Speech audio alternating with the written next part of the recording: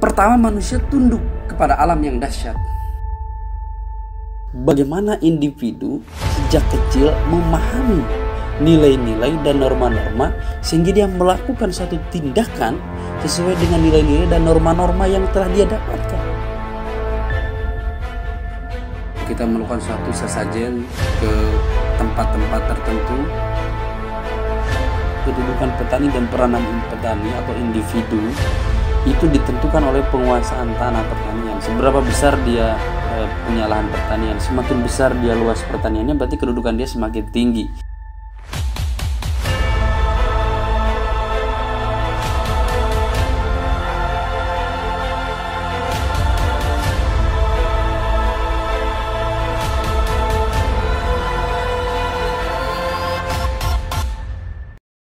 Assalamualaikum warahmatullahi wabarakatuh. Selamat pagi, salam teman-teman CIC, salam semangat dimanapun berada. Oke, kita kali ini akan lanjut membahas tentang kebudayaan masyarakat agraris. Kita ketahui misalnya dalam perspektif sosiologi, masyarakat itu bisa dibagi misalnya menurut Emil Durkheim itu ada solidaritas mekanik dan solidaritas organik, itu berdasarkan Emil Durkheim, di mana solidaritas mekanik ini memiliki suatu ikatan-ikatan emosional, ikatan-ikatan sosial yang luar biasa. Misalnya tumbuh rasa saling percaya, tumbuh rasa tanggung jawab, tumbuh rasa pertemanan. Meskipun nih catatannya misalnya hubungan petani tengkulak misalnya dengan petani atau patron klien kita sebutnya, selalu memang ada hubungan-hubungan yang bersifatnya konflik, ada persaingan ada, tetapi konflik ini tetap sebetulnya akhirnya finally itu masih tetap ada di dalam bawah kekuasaan patron. Tapi yang jadi intinya di sini adalah adanya pembagian kerja yang tidak terlalu rumit. Kalau misalnya mencangkul, itu bisa digantikan saja dengan siapa saja, misalnya menggantikan mencangkul. Tapi kalau misalnya udah membahas ke solidaritas organik, ini udah masyarakat udah semakin spesifik. Pembagian kerja yang sudah spesifik, hubungan-hubungan sosial udah semakin renggang. Ini di perkotaan biasanya. Ini masyarakat, contoh masyarakat perkotaan. Misalnya kalau misalnya dokter aja misalnya, dokter bedah bisa gak digantikan sama dokter misalnya anak, itu kan tidak bisa misalnya. Udah spesialis banget. Udah dokter udah spesialis lagi. Seperti itu. Jadi dan perumahannya pun kayak di perumahan dia datang datang sore misalnya, terus dia berangkat pagi, datang sore. Jadi waktu untuk meningkatkan hubungan emosional antar masyarakat itu sudah betul-betul kurang. Seperti itu. Tapi sebetulnya kemarin udah yang saya jelaskan ya, di masyarakat pedesaan pun itu terbagi-bagi lagi ya. Misalnya Pak Condro itu membagi berdasarkan tipografisnya. Misalnya ada masyarakat pegunungan, dataran rendah, dataran tinggi, dan masyarakat pantai. Ini unik sebetulnya.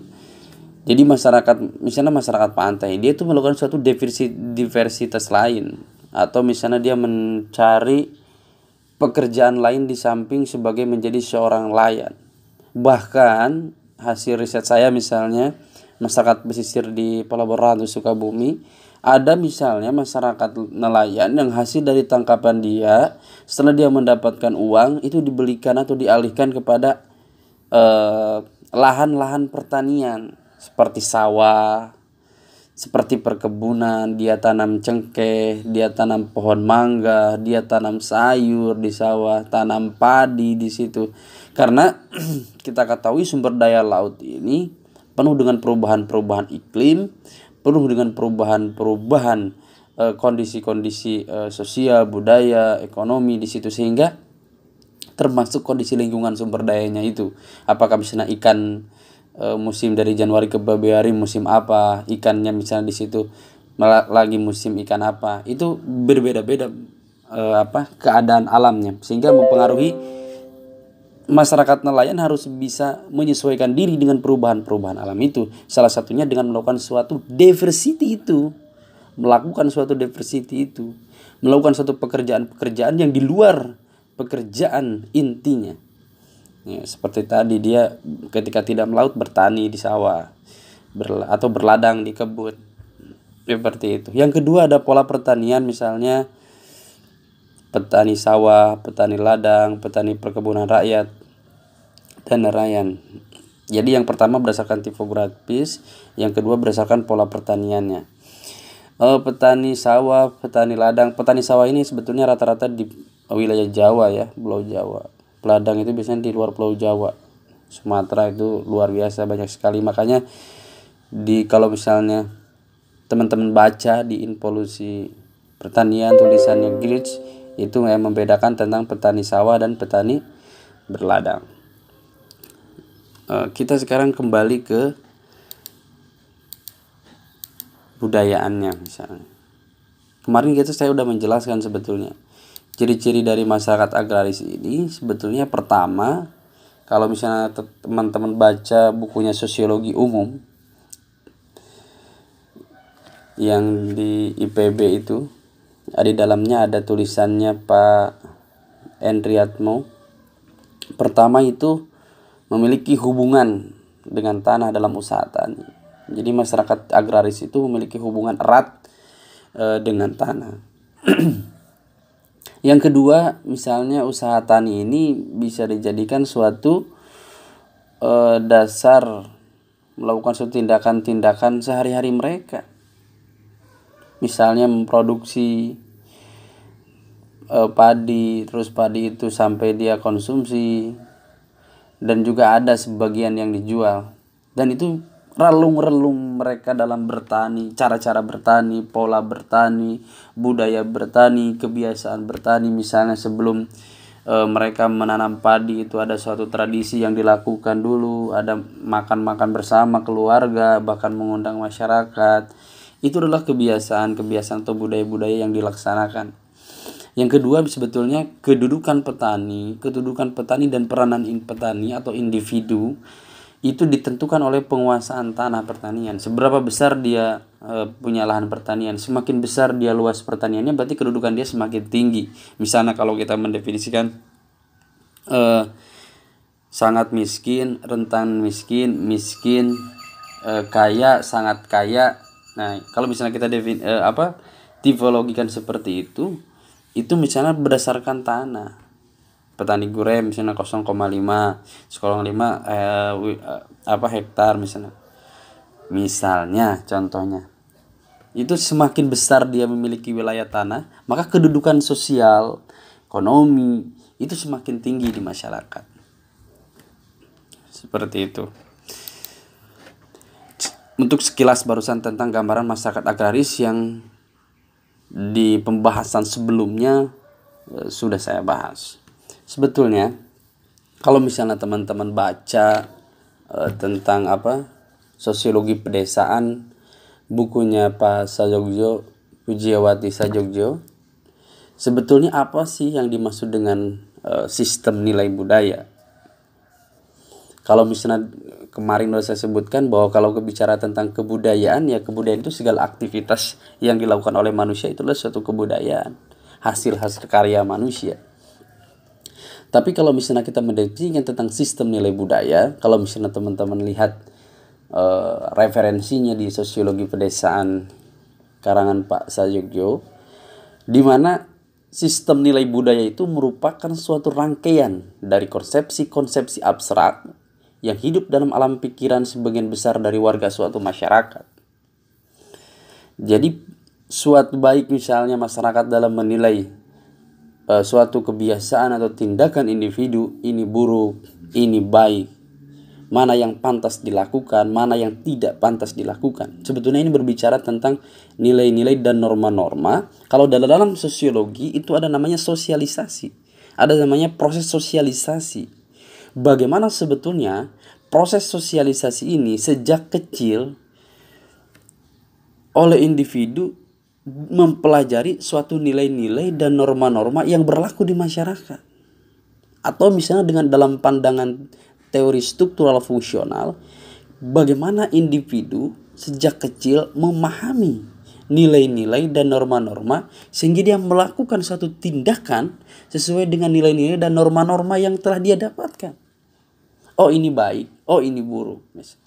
Oh bahwa tindakan misalnya mencaci orang lain itu adalah buruk, maka dia memiliki suatu sistem nilai ini tidak baik untuk dilakukan. Ada norma-normanya di dalam. Terus sikapnya, bagaimana sikapnya misalnya? Kalau misalnya teman-teman lihat juga di referensi sosiologi pedesaan, sikap merupakan kecondongan yang berasal dari dalam diri si individu untuk berkelakuan dengan suatu pola tertentu. Jadi kecenderungan untuk bertindak individu, sehingga terjadi suatu pola-pola cara berpikir.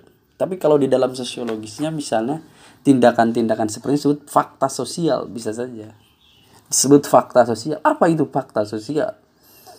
Dalam pandangan Emil Durkheim misalnya fakta sosial itu cara berpikir, cara bertindak kita. Kita mau bertindak seperti A, B, C, D, tapi tindakan-tindakan itu tidak akan lepas dari suatu sistem nilai-nilai dan norma-norma. Meskipun misalnya dalam pandangan struktural fungsional, nilai-nilai dan norma-norma yang ada di masyarakat itu dilanggar oleh individu. Bagaimana misalnya individu-individu itu melakukan suatu tindakan-tindakan di luar batas toleransi masyarakat, itu nanti akan mendapatkan suatu sanksi dari masyarakat. Dan perubahan-perubahan itu sudah saya jelaskan sebelumnya bahwa terjadi bukan karena masyarakat itu sendiri, tapi perubahan itu terjadi di luar masyarakat itu sendiri. Kenapa di luar? Karena dalam pandangan perspektif struktural fungsional, dia melakukan suatu tindakan-tindakan di luar batas toleransi sistem struktural fungsional, nilainya dan norma-norma yang ada di masyarakat itu. Sehingga pola-pola tindakan itu akan mempengaruhi oleh nilai-nilai dan norma-norma yang sudah lama proses sosialisasinya yang sudah kita pelajari. Gambarannya seperti itu. Tapi bagaimana sebetulnya kita memahami orientasi nilai budaya yang ada? Kalau misalnya lihat kerangka Klukon, nilai budaya ini kita masukkan, kita turunkan untuk melakukan suatu analisis pada masyarakat pertanian misalnya, atau pada masyarakat petani, atau pada masyarakat pedesaan. Kalau kita melihat kerangka Klukon, kita lihat orientasi nilai itu dari masalah hidup. Pertama misalnya masalah hidup, pandangan manusia terhadap alam. Pertama, manusia tunduk kepada alam yang dahsyat. Kayak misalnya melempari kepala kerbau, misalnya contoh ke laut, atau kita melakukan suatu sesajen ke tempat-tempat tertentu, itu bisa saja manusia tunduk kepada alam. Kalau misalnya dia melempar kepala kerbau ke tengah laut karena dia takut laut tidak lagi memberikan suatu ikan yang banyak atau misalnya keselamatan mereka takut terancam, itu bisa saja manusia tunduk kepada alam yang dahsyat karena ada suatu nilai-nilai yang dia pelajari selama proses sosialisasi itu, bahwa alam ini harus diperlakukan spesial mungkin, seperti itu. Yang kedua, manusia berusaha menjaga keselarasan dengan alam, menjaga keseimbangan dengan alam, berkomunikasi dengan alam, menyesuaikan diri dengan alam, dengan perubahan-perubahan iklim yang terjadi di alam. Yang ketiga misalnya, manusia berhasrat menguasai alam. Tapi kalau misalnya teman-teman baca di dalam bukunya Sosiologi Pedesaan Pak Sajogjo, bahwa untuk pembangunan ekonomi, manusia yang berusaha menjaga keselarasan dengan alam is okay. But manusia berhasrat menguasai alam itu lebih akan membawa kepada pembangunan ekonomi. Akan tetapi catatannya adalah bagaimana tetap bisa menjaga suatu keseimbangan lingkungan, tidak merusak lingkungan. Ini catatan yang penting. Karena kenapa? Karena sebagai suatu sumber daya keberlanjutan ke depannya. Untuk sumber daya keberlanjutannya. Yang kedua misalnya masalah hidup terkait hakikat hubungan antara manusia dengan sesamanya. Ini bagaimana sistem nilai budaya terkait dengan masalah hubungan antara manusia dengan manusia. Manusia dengan sesama manusianya. Pertama misalnya ada orientasi horizontal. Ada rasa ketergantungan pada sesama manusia. Ada rasa saling ketergantungan antara individu A dengan individu B, atau biasanya dalam sosiologi disebut dengan hubungan patron dan klien, atau tengkulak dengan anak buah gitu. Misalnya contoh ya bisa aja contohnya berjiwa gotong royong. Kalau misalnya di wilayah pertanian A ini belum selesai, lagi mau panen, dibantu. Meskipun misalnya dalam kata membantu, masyarakat saling membantu ini tetap, kalau saya lihat di beberapa misalnya desa di Jawa ini, di wilayah misalnya di Pelabuhan Ratu atau di Ciamis, tempat saya tinggal di sana misalnya, itu tetap aja mereka diberikan suatu upah per harinya berapa. Per harinya bisa 25.000, 50.000 tetap aja diberikan. Tapi tetap masih ada dalam berjiwa gotong royong. Tapi kalau misalnya di Ciamis nih, membangun rumah, itu ya tidak, kalau misalnya membangun rumah nih, ada rumah yang mau dibangun, biasanya ketika proses awal itu melakukan bersama-sama dengan masyarakat. Atau misalnya rumah awalnya dia ada rumah panggung misalnya, terus akan diperbaiki rumah itu adalah biasanya masyarakat banyak yang berbondong-bondong berdatangan membantu ke situ, dan misalnya hanya diberikan makan saja, tidak diberikan uang. Yang kedua ada orientasi rasa ketergantungan. Nah ini sebetulnya yang rasa ketergantungan ini, ketergantungan kepada tokoh. Ada segan kalau di masyarakat ini. Biasanya tokoh di masyarakat itu tetap variabelnya atau indikatornya itu dia secara ekonominya, atau secara dia memiliki lahan atau wilayah pertanian yang luas, secara ekonominya matang, itu biasanya udah jadi otomatis jadi tokoh. Kalau di masyarakat tuh pasti dia akan kata-katanya diturutin. Ya contohnya, kalau misalnya contoh ini, kalau ada sistem pemilihan kepala desa atau lurah, ya udah kalau kata si orang A, tokoh ini misalnya walaupun dia bukan RT, bukan RW, bukan kepala dusun dalam jabatan struktural, tetapi dia secara ekonomi dia punya wilayah tanah yang banyak, dia punya ekonomi yang bagus, itu akan dituruti. Bahkan daripada tokoh-tokoh yang misalnya secara struktural lebih bisa tunduk dan patuh ke situ. Itu yang saya lihat di pedesaan ya, masyarakat di pedesaan. Terus ada juga yang individualis atau menilai tinggi usaha atas kekuatan sendiri. Tindakan-tindakan yang individualis. Sebetulnya tindakan-tindakan yang individualis ini mungkin ada ya di pedesaan, tapi di perkotaan lebih banyak.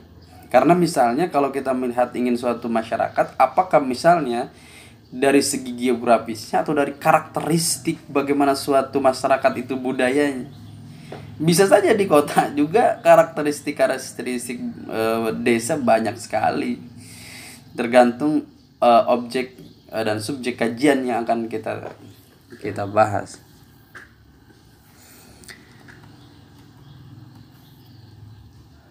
Oke, selanjutnya pertemuan selanjutnya insya Allah kita akan membahas tentang perubahan kebudayaan yang ada di masyarakat agraris serta bagaimana relasi kota dan desa. Saat ini terima kasih. Wassalamualaikum warahmatullahi wabarakatuh.